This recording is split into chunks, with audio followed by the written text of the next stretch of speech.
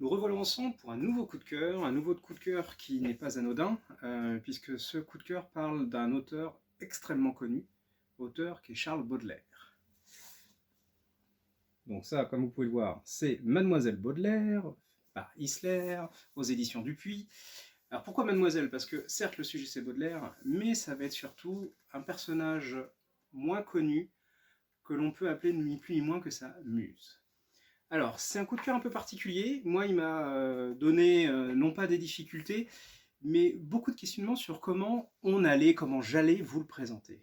Parce que, pour le parler d'un poète aussi renommé, mais aussi particulier, il a fallu un peintre non moins renommé, et oui, je dis bien peintre, pas seulement dessinateur, qui est Isler, car une chose est sûre, il va nous dévoiler Baudelaire et Mademoiselle Baudelaire sans prendre de gants. Donc, personne un peu sensible, un peu chaste, je vous conseille de ne pas ouvrir l'album, parce que clairement, quand je dis qu'il ne prend pas de gants, il n'y a pas de gants, mais il n'y a aucun voile, beaucoup de poésie et beaucoup de crudité, et pas à manger.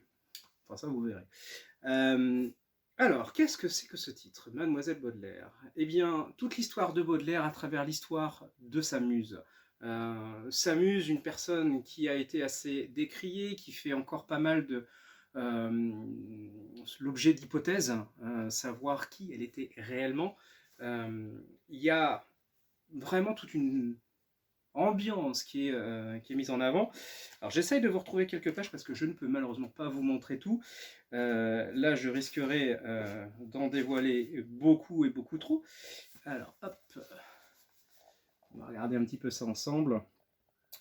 Ce qui est très intéressant, c'est de voir toute l'histoire de Baudelaire à travers sa relation avec celle qui va inspirer l'une de ses principales œuvres, mais pas que, qui va nous expliquer aussi l'ambiance, la déliquescence aussi du personnage, la différence, puis les événements qu'il y avait autour, vous allez retrouver toute l'ambiance aussi des impressionnistes qui pouvaient se naître aussi à l'époque. Il y a beaucoup d'allégories graphiques aussi.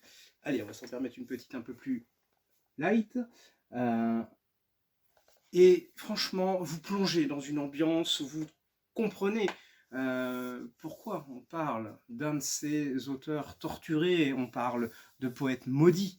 Et clairement, pour pouvoir parler de Baudelaire et de sa muse de façon aussi claire, il a fallu clairement un peintre aussi célèbre, et pour ça, il fallait prendre bien sûr Isler. Et oui, je me suis permis une petite rime. Je vous conseille très chaudement de le lire, de le parcourir. On est à la frontière du récit de vie, du récit historique, du récit érotisant aussi, clairement, car tout nous sera dévoilé, hein, clairement. Mais on a vraiment une plongée dans l'ambiance d'une époque qu'on a entendu parler à travers différents termes, à travers différents auteurs, du spleen, en passant au romantisme, en passant donc aux impressionnismes, au réalisme. Donc vous voyez, ça va transcender en fait tous les genres.